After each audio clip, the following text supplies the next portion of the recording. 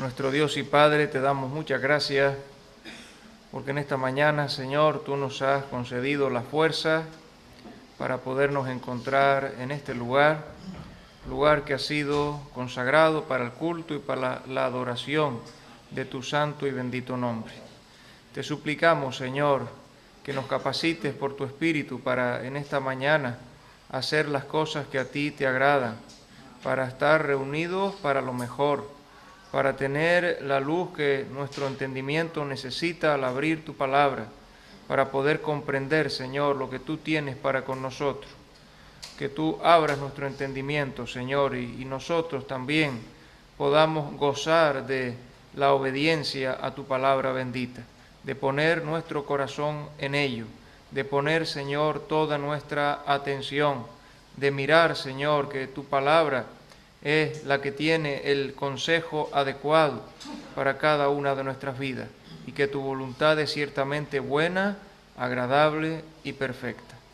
Señor, te suplicamos también que guardes a los hermanos que están impedidos, aquellos que están en hospitalización, aquellos, Señor, que están pasando por cualquier prueba, que tú les sostengas, Padre, que tú les bendigas, que tú les consueles y también les proveas, Señor, en tu bondad, de la porción de tu palabra, que ha, Señor, de ser el bálsamo divino que puede, Señor, sustentar sus almas. Y te damos gracias, Señor, porque también podremos en tu voluntad participar de los símbolos del pan y de la copa en memoria de la persona bendita y del sacrificio perfecto de nuestro Señor y Salvador Jesucristo. Es en su nombre que oramos, en Cristo Jesús. Amén. Amén. Vamos a abrir nuestras Biblias y vamos a mirar dos pasajes. El primero está en la primera epístola de Pedro,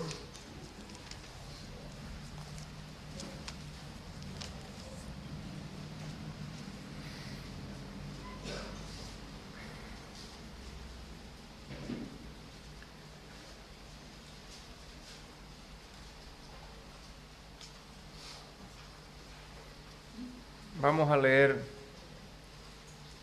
versículos 17 hasta el 25.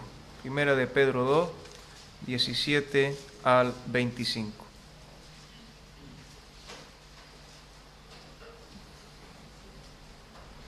Primera de Pedro 2, 17 al 25.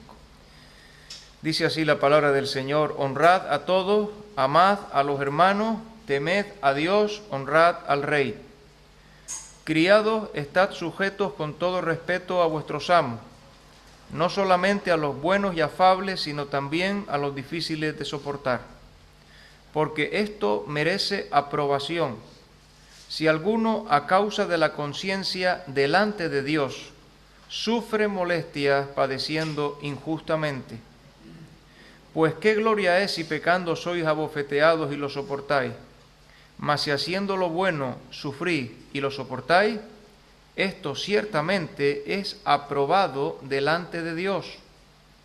Pues para esto fuisteis llamados, porque también Cristo padeció por nosotros, dejándonos ejemplo para que sigáis sus pisadas, el cual no hizo pecado ni se halló engaño en su boca, quien cuando le maldecían no respondía con maldición. Cuando padecía no amenazaba, sino encomendaba la causa al que juzga justamente, quien llevó él mismo nuestros pecados en su cuerpo sobre el madero, para que nosotros, estando muertos a los pecados, vivamos a la justicia, y por cuya herida fuisteis sanados. Porque vosotros erais como ovejas descarriadas, pero ahora habéis vuelto al pastor y obispo de vuestras almas. Y ahora retrocedemos a 1 Corintios capítulo 6. 1 Corintios capítulo 6.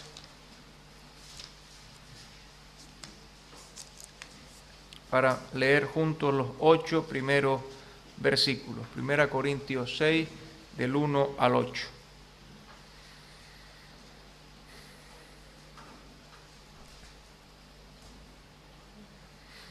¿Osa alguno de vosotros, cuando tiene algo contra otro, ir a juicio delante de los injustos y no delante de los santos?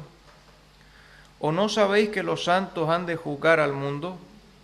Y si el mundo ha de ser juzgado por vosotros, ¿sois indignos de juzgar cosas muy pequeñas? ¿O no sabéis que hemos de juzgar a los ángeles, cuanto más las cosas de esta vida? Si pues tenéis juicio sobre cosas de esta vida, ¿ponéis para juzgar a los que son de menor estima en la iglesia? Para avergonzaros lo digo. Pues ¿qué? ¿No hay entre vosotros sabio ni aun uno que pueda juzgar entre sus hermanos, sino que el hermano con el hermano pleitea en juicio, y esto ante los incrédulos? Así que, por cierto, es ya una falta en vosotros que tengáis pleitos entre vosotros mismos. ¿Por qué no sufrís más bien el agravio? ¿Por qué no sufrís más bien el ser defraudados? Pero vosotros cometéis el agravio y defraudáis, y esto a los hermanos. Hasta aquí la lectura bíblica. Que el Señor bendiga su palabra. Amén. Bueno, tenemos aquí una porción bíblica ciertamente muy clara, muy práctica, muy directa, una porción bíblica que se puede aplicar sin ninguna complejidad, porque el mensaje que tenemos en este pasaje es un mensaje que cualquiera lo puede entender con facilidad. Ahora bien, es un mensaje que encierra una realidad triste. Es un mensaje que encierra unos hechos que ocurrieron en Corinto y que desgraciadamente han ocurrido a lo largo de toda la historia de la Iglesia hasta nuestros días. Estos versículos que hemos leído de 1 Corintios 6 nos hablan de que había pleitos entre creyentes. Nos trasladamos al primer siglo, nos trasladamos a Corinto, y si nosotros pudiéramos asomarnos por un momento a la vida, a la relación, al trato, al contacto, veríamos que había relaciones rotas entre hermanos en medio de aquella iglesia local, y que había algunos hermanos que habían llevado su diferencia al punto de presentarse ante las cortes, ante los tribunales, ante los jueces civiles. Esta noticia le había llegado a Pablo, algunos cristianos que estaban pleiteando con otros ante los jueces de este mundo. Y tenemos que aclarar desde el principio en este pasaje, al igual que no hace mucho escuchamos aquí al hermano José Antonio Ortega hablando de 1 Corintios 11, y nos decía que cuando se habla ahí de la cabeza cubierta de la mujer y de la cabeza descubierta del varón, eso descansa sobre principios permanentes, descansa sobre la teología, descansa sobre lo que la Biblia enseña, no sobre cuestiones culturales. Este pasaje tampoco habla de cuestiones culturales. Hay 4 principios en este pasaje que son las 4 columnas que sustentan una idea básica. Y esas 4 columnas, esos 4 pilares, esas 4 bases son permanentes. Como las 4 bases son permanentes, la enseñanza que nos va a dar el pasaje, que un cristiano no debe llevar a juicio ante el mundo a otro cristiano, sigue siendo permanente, porque lo que lo sustenta son verdades invariables o permanentes. La primera de ellas tiene que ver con la posición. Versículo 1. Vamos a mirar acerca de la posición. Y tiene que ver con la posición de un cristiano frente a la posición de un incrédulo. Vamos a leer el versículo 1. Dice: ¿osa alguno de vosotros? Y aquí tenemos una pregunta retórica. ¿Osa alguno de vosotros? Es una pregunta que no espera respuesta. Está diciendo cómo es posible que a alguien se le haya ocurrido actuar de esta manera. Es un atrevimiento, se presenta como algo impensable, como algo inconcebible, como algo que no debería ocurrir si entendemos la posición del creyente. Sigue diciendo el versículo: ¿osa alguno de vosotros, cuando tiene algo, contra otro. Esas palabras se refieren a tener una causa de litigio, a tener una razón por la cual entablar un caso judicial. Un poco más adelante, tener algo contra otro se va a concretar en dos palabras. En los versículos 7 y 8 se va a concretar en dos palabras. Esas dos palabras a su vez se van a repetir en los versículos 7 y 8. Se habla de agravio y se habla de ser defraudado. La palabra agravio, podemos mirarla por favor un momento, un poquito más adelante, 2 Corintios 7:2. 2 Corintios 7:2. Esta palabra agravio es lo mismo que injusticia. Es decir, un hecho injusto o un hecho que constituye un maltrato. Eso es un agravio. 2 Corintios 7:2. Dice, admitidnos, a nadie hemos, ahí tenemos la palabra, agraviado, a nadie hemos corrompido, a nadie hemos engañado. Está hablando el apóstol Pablo y está hablando, por supuesto, también representativamente. Pero aquí en Corinto se habla de un agravio, cuando alguien sufre un agravio. Pero también está ejemplificado en Mateo capítulo 20, vamos a mirar el versículo rápido, quizá hoy no veamos todos los versículos, pero al menos algunos podemos mirarlo. En Mateo capítulo 20 hay una parábola que se llama la de los obreros de la viña. Y hay una contratación. Aquel hombre, padre de familia, que sale por la mañana a contratar obreros para su viña y entre otras cosas se pasó el día contratando obreros. Desde por la mañana hasta casi el final del día se pasó el día contratando obreros. Ven a trabajar a mi viña y yo te voy a pagar lo que sea justo, ¿verdad? ¿Cuánto le iba a pagar? Les iba a pagar el jornal, y el jornal era un denario. Miren versículo, vamos a leer, hemos dicho el versículo 12. Bueno, vamos a leer desde el 8. Cuando llegó la noche, el señor de la viña dijo a su mayordomo, llama a los obreros y págales el jornal, comenzando desde los postreros hasta los primeros. Y al venir los que habían ido cerca de la hora 11, cerca del final de la jornada, recibieron cada uno un denario, que era lo que cada uno tenía que cobrar por su trabajo en el día. Al venir también los primeros, pensaron que habían de recibir más, pero ellos también recibieron cada uno un denario. Y al recibirlo murmuraban contra el padre de familia, diciendo, estos postreros han trabajado una sola hora y los has hecho iguales a nosotros, que hemos soportado la carga y el calor del día. Él respondiendo dijo a uno de ellos, amigo, no te hago, ahí está la palabra, agravio, no te hago injusticia, no te hago maltrato.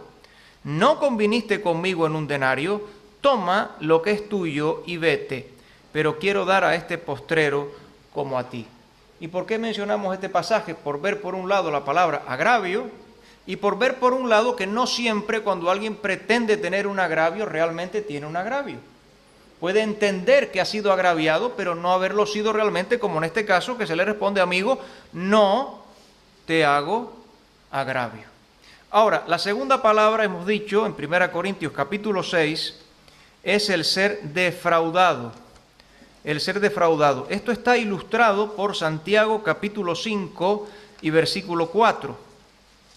Santiago 5, versículo 4. El ser defraudado. Según la manera en la cual se construya el verbo, según la manera en la cual se construya un verbo, no podemos dar una clase de gramática ni lo vamos a pretender, pero según la manera en la que se construya el verbo puede significar robar, cuando es la voz activa, o ser defraudado, o ser desposeído, cuando es la voz pasiva, pero es el mismo verbo. Miren, Santiago 5:4 dice, he aquí clama el jornal de los obreros que han cosechado vuestras tierras, esto lo hemos escuchado hace poco en Galdar, y dice ahora, el cual por engaño no les ha sido pagado. Ese por engaño no les ha sido pagado quiere decir que se les ha defraudado el sueldo. No les ha sido pagado por vosotros. y los clamores de los que habían cegado han entrado en oídos del Señor de los ejércitos. Así que Dios estaba teniendo en cuenta los clamores de aquellos que habían sido defraudados en su salario, que les habían retenido el salario. Esta palabra defraudar o robar, despojar, es sufrir pérdida por engaño, particularmente referida al dinero o a la propiedad. Y estamos diciendo 1 Corintios 6, versículo 1, ¿osa alguno de vosotros, cuando tiene algo contra otros, es decir, un agravio, cuando ha sido defraudado, ir a juicio? Y ese ir a juicio, de nuevo, es una expresión griega, es un término técnico que lo que quiere decir es plantear una acusación ante una corte judicial, ir a llevar un pleito legal. Ahora, se refería a pleitos entre creyentes. Ese contra otro se refiere a un creyente que lleva pleito a otro creyente. Miren por favor, versículo 5 dice, al final del versículo 5 dice, entre sus hermanos, y el versículo 6 especialmente dice, el hermano con el hermano pleitea en juicio. Eso lo dice el versículo 6. El hermano con el hermano pleitea en juicio. Pero estamos diciendo que esto es incoherente con la posición del creyente. ¿Por qué? Porque dice a continuación, versículo 1, ir a juicio delante de los injustos y no delante de los santos. Y aquí hay un contraste que tiene que ver con la posición delante de Dios. Estos términos injustos y santos no están hablando de la actividad.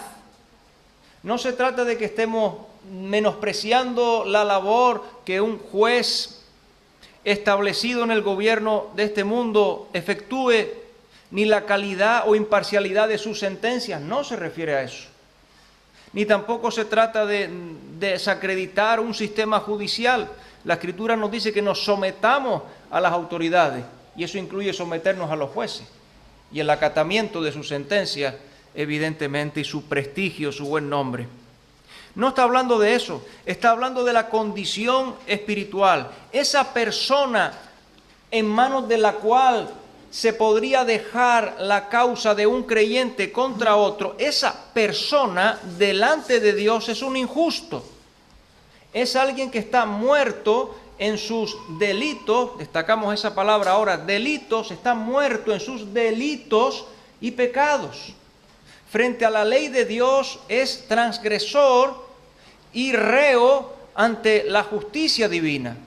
Por lo tanto, en esa posición delante de Dios, tal persona no es apta para que dos creyentes que han sido santificados en Cristo Jesús, que han sido apartados para Dios, que han sido sacados del reino de las tinieblas y trasladados al reino de su amado Hijo, que ahora están en luz, que Dios los ve en Cristo, que Dios los ve sentados en lugares celestiales con Cristo Jesús, que son santos en Cristo Jesús, no deben acudir a tal persona por esta diferencia de posición delante de Dios. Evidentemente, luego podremos hablar de la justicia práctica o de la santificación práctica, perfeccionando la santidad en el temor de Dios.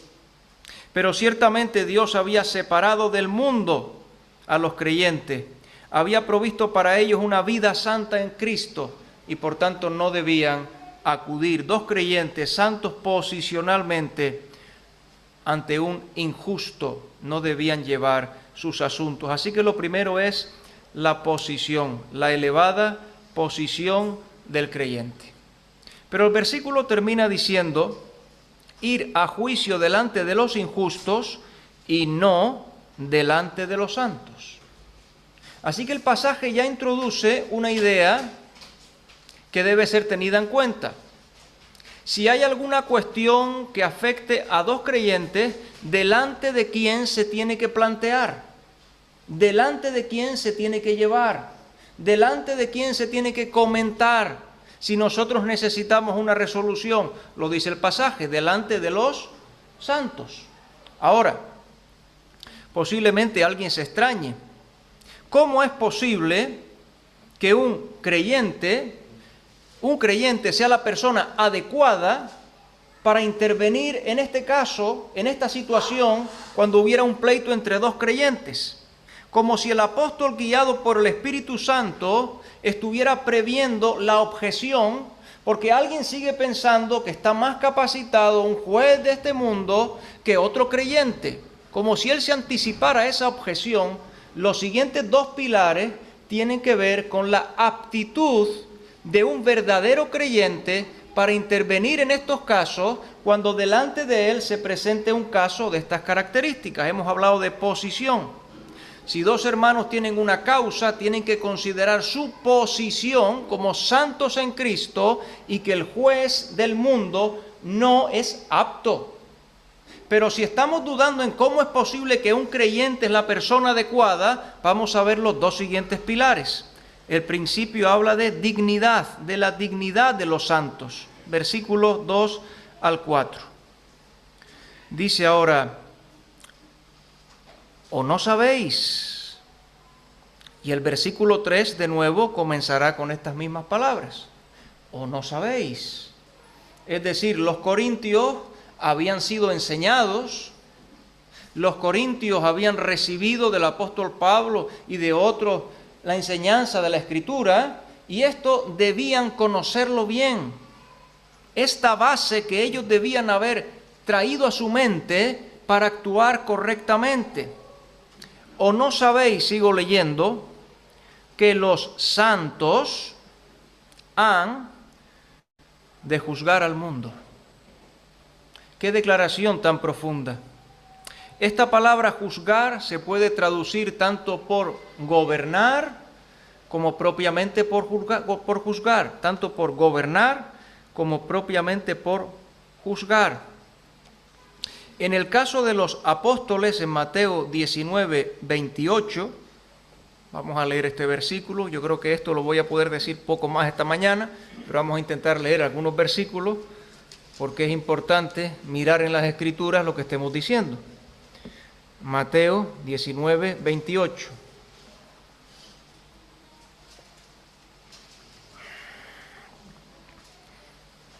Aquí este versículo es exclusivo de los apóstoles.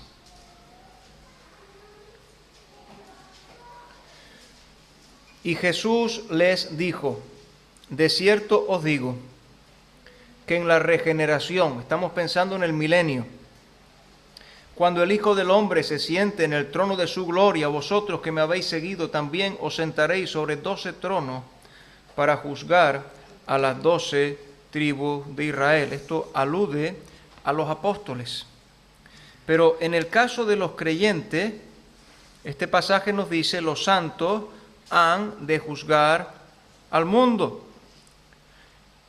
En este caso, en el libro de Daniel, capítulo 7 y versículo 22,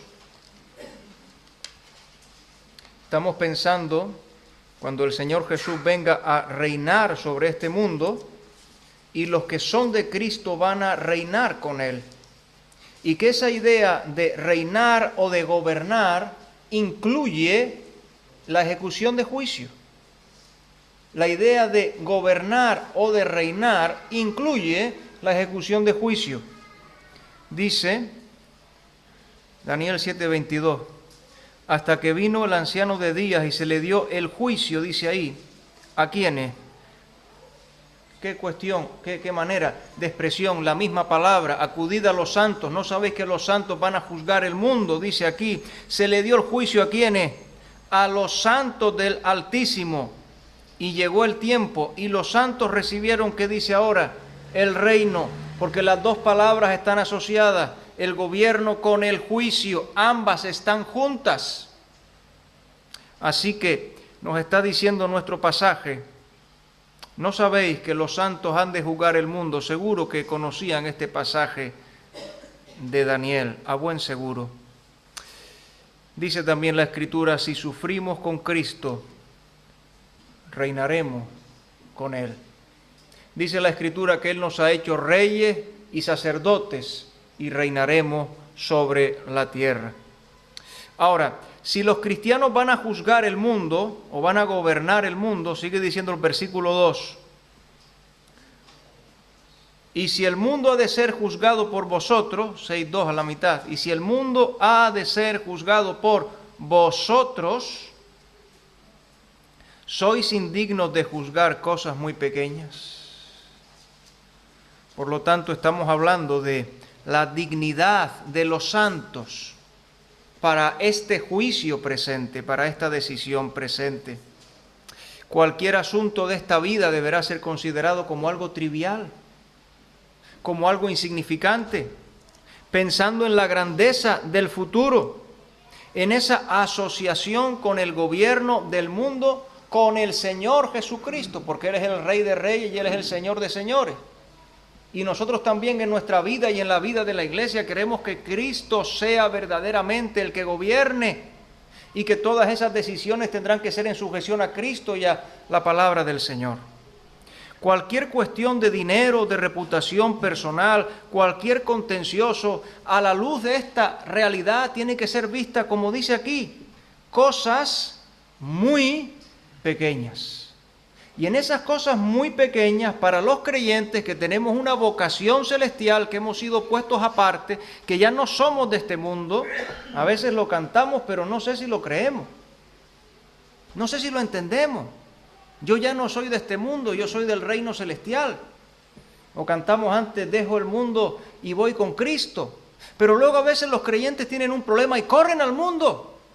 Amados hermanos, cuidado. Recuerda tu posición en Cristo, pero ahora estamos diciendo, recuerda la dignidad en Cristo de los santos, de los hermanos que están a tu alrededor, que un día vamos a juzgar el mundo para tomar, en este caso, el criterio adecuado.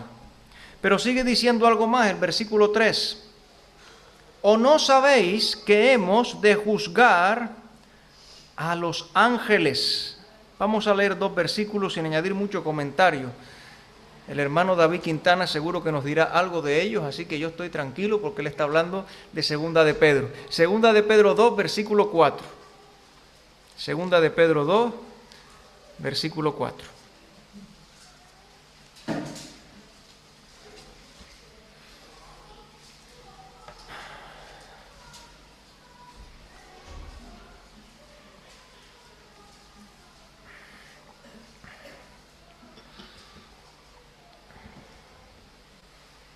Dice, porque si Dios no perdonó a los ángeles que pecaron, sino que arrojándolos al infierno los entregó a prisiones de oscuridad, y dice ahora, para ser reservados al juicio. Y Judas capítulo 1 y versículo 6. Judas capítulo 1, versículo 6.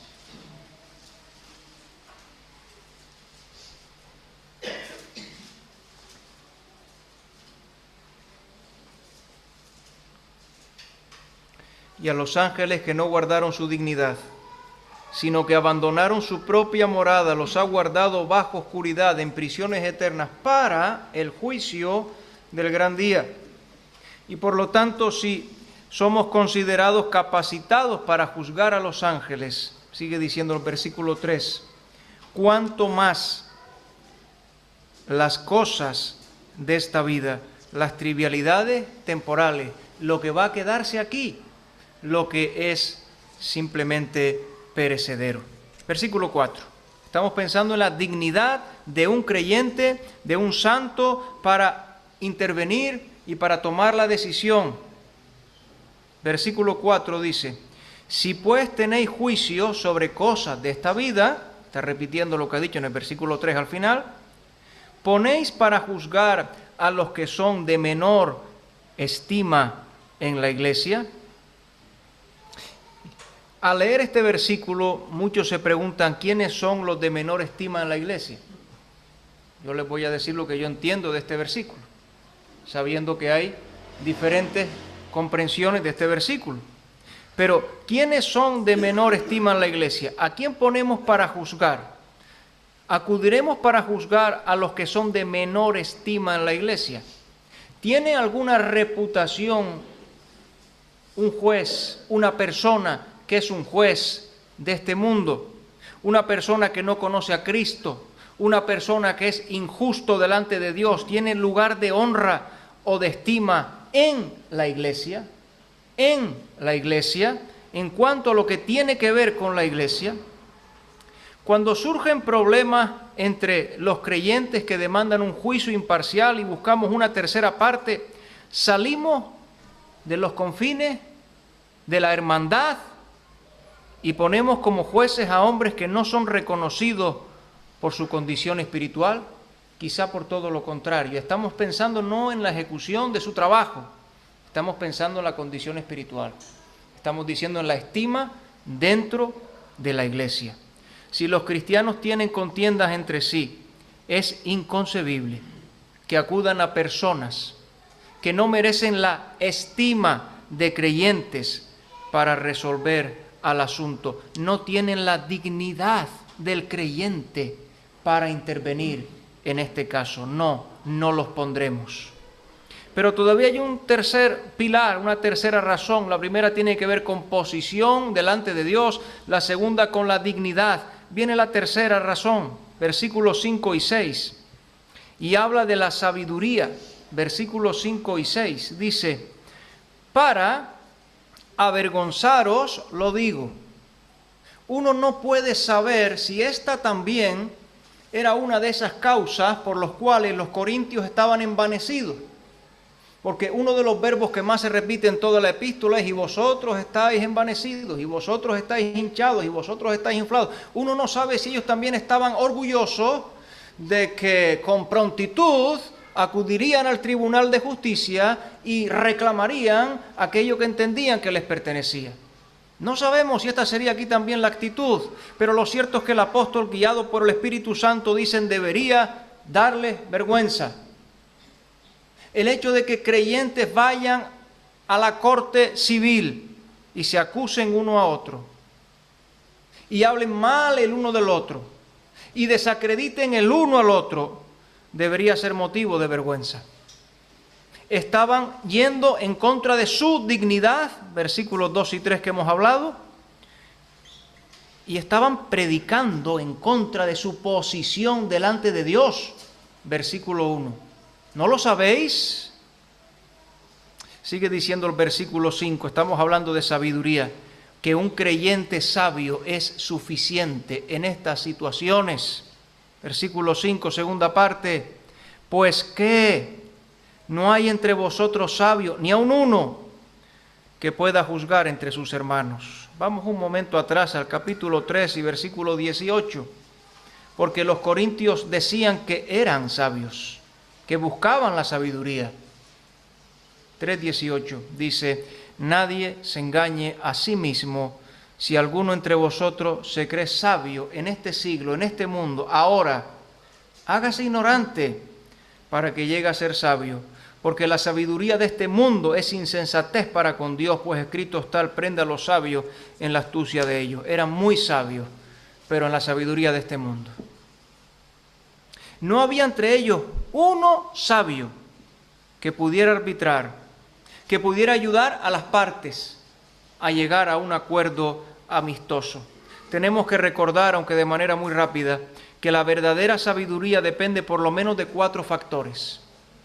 4 factores. Estos factores no están en un juez que no es creyente, en alguien que sea preparado y que hará un buen trabajo en el ámbito del mundo. No tiene esta sabiduría de la cual tenemos que hablar nosotros ahora. No tiene estos 4 factores.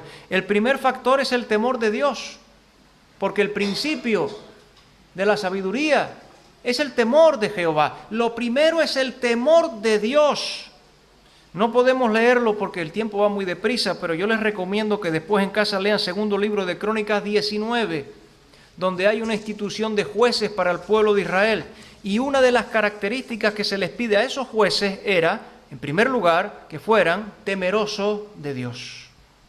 El segundo factor de la sabiduría, no lo vamos a leer, pero está en el capítulo 2, 14 de 1 Corintios, es la iluminación y el discernimiento del Espíritu Santo. la iluminación y el discernimiento del Espíritu Santo, los ojos alumbrados por el Espíritu de Dios. En tercer lugar, la verdadera sabiduría hunde sus raíces en la palabra de Dios. Dice la Escritura que la ley de Jehová hace sabio al sencillo y que la exposición de tus palabras alumbra. Y la verdadera sabiduría es la de aquella persona, la de aquel creyente que conoce la palabra de Dios y que lo que deba decir, lo va a decir no por su propio criterio, porque no se va a apoyar en su propia sabiduría, se va a fiar en Dios de todo su corazón, va a confiar en Él y va a decir: la palabra de Dios dice de esta manera. Y en cuarto lugar, la sabiduría depende de la aplicación personal y cotidiana de la palabra de Dios. Sin una aplicación personal, cotidiana de la palabra de Dios, no hay sabiduría. La sabiduría que viene de lo alto está llena de buenos frutos, sin incertidumbre ni hipocresía. La verdadera sabiduría es la verdad puesta en práctica, la verdad vivida, y es una verdad que trae fruto en abundancia. Por supuesto, si hay que acudir a un hermano para que tome una resolución, tendrá que haber la voluntad del acatamiento de lo que ese hermano por las Escrituras haya determinado. Tendrá que haber la voluntad de sujeción a lo que ese hermano sabio haya determinado por las Escrituras. Versículo 6. Sino que el hermano con el hermano. Miren, esto es muy triste.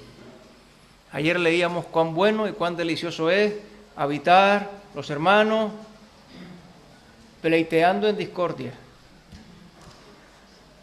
Esa es una nueva versión no autorizada. No, no dice eso. Dice juntos en armonía. La versión antigua decía juntos en uno, como un solo hombre, como una sola persona, unánimes. Mire lo que dice aquí.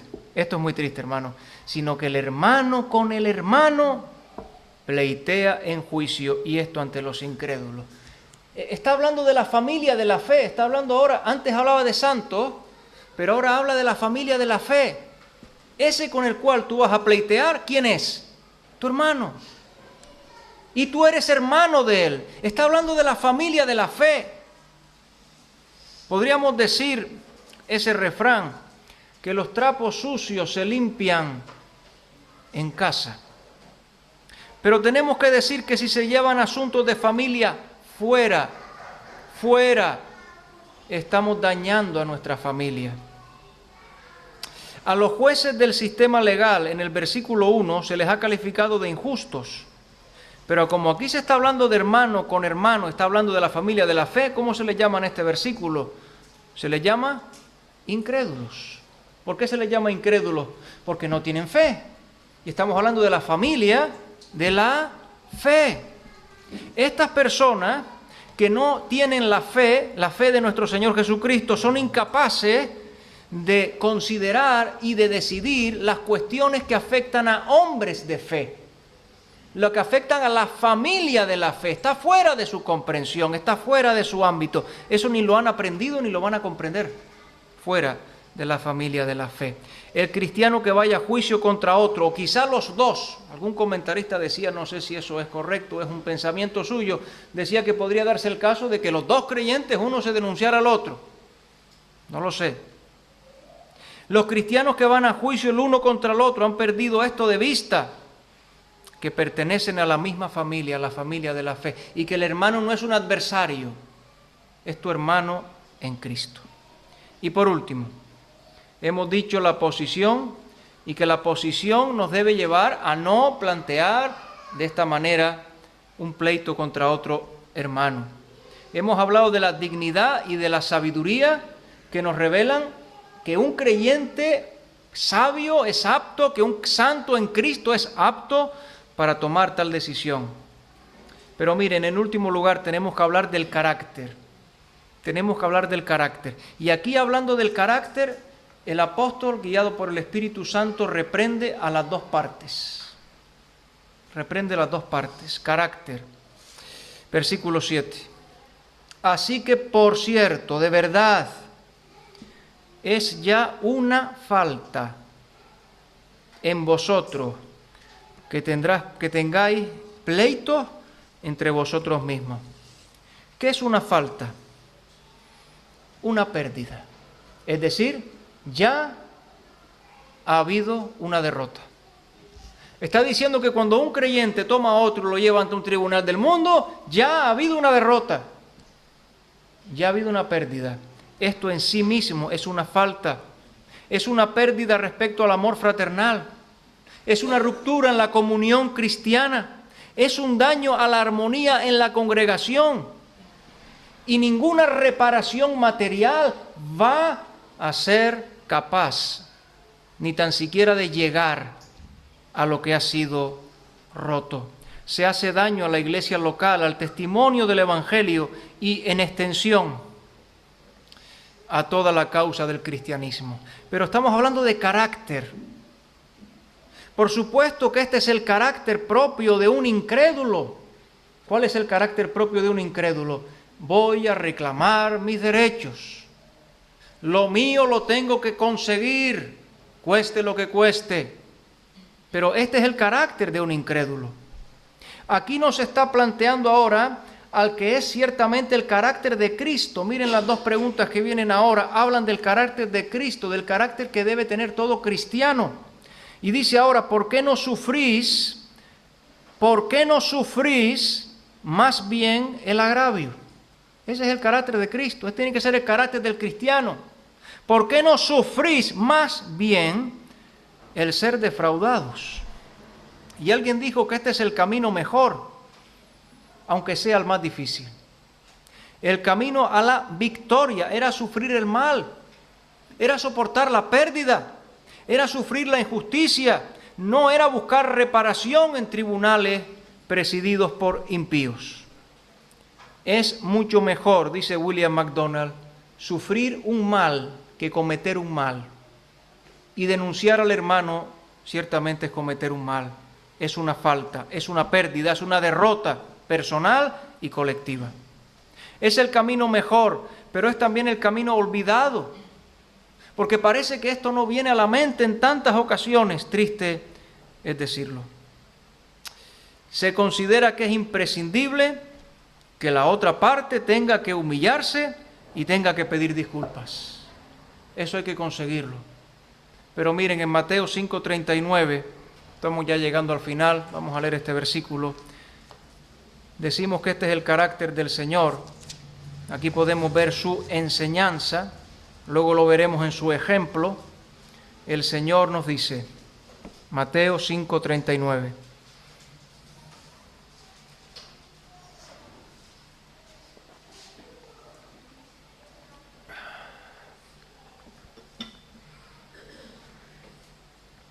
Pero yo os digo, no resistáis al que es malo, antes a cualquiera que te hiera en la mejilla derecha, vuélvele también la otra. ¿Qué nos enseña el Señor? Nos enseña que no debemos maldecir, lo dirá en este pasaje. Nos enseña que no debemos devolver golpe por golpe. Nos enseña que debemos estar dispuestos a poner la otra mejilla. Y eso habla de no guardar resentimiento. Eso habla de aprender a soportar. Eso habla de mansedumbre. Eso habla de paciencia. Eso habla del camino mejor, pero también el camino olvidado. ¿Cuántas veces perdonaré a mi hermano que pecare contra mí? Los rabinos han puesto un número y yo voy a poner un número muy grande. Hasta 7 veces, Señor. Pero el Señor dice, no te digo hasta 7, sino hasta 70 veces 7, siempre que sea necesario. Dice, no se ponga el sol sobre vuestro enojo, ni deis lugar al diablo. Y cuando nosotros guardamos el enojo, estamos dándole al diablo una puerta de operación en nuestro corazón y a nuestro alrededor, y eso es terrible. Y la Escritura dice aquí: a cualquiera que te hiera en la mejilla derecha, vuélvele también la otra, no tomes represalia. Este es el camino mejor. Sufre el agravio. Por eso leímos antes en Primera de Pedro capítulo 2, versículo 19, solo lo menciono porque ya el tiempo ha avanzado, que el Señor Jesús no respondió con maldición, que el Señor Jesús no amenazó, que el Señor Jesús padeció calladamente. Pero hay un detalle, no lo leo porque el tiempo ha avanzado, léanlo ustedes después. Primera de Pedro 2:19 dice que esto merece aprobación delante de Dios. ¿Qué es lo que merece aprobación delante de Dios? Cuando nosotros vencemos con el bien el mal. Cuando nosotros desistimos de la venganza o soportamos con paciencia el agravio o el ser defraudado. Esto merece aprobación delante de Dios, porque este es el carácter de Cristo que está siendo formado en nosotros. El apóstol Pablo dice: hijitos míos, por quienes sufro dolores de parto, hasta que Cristo sea formado en vosotros. Y ya no vivo yo. A mí lo que me nace es otra cosa, seguro, pero ya no vivo yo, mas vive Cristo en mí. Con Cristo he sido juntamente crucificado. Exhibamos, hermanos, de esta manera al Señor Jesucristo. Es el camino mejor, pero el más difícil, ciertamente. Y terminamos en el versículo 8. Ya estamos en el versículo 8.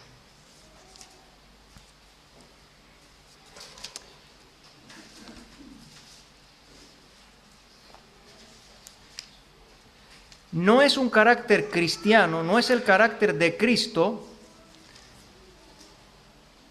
el de aquel creyente que por encima de todo quiere reclamar sus derechos.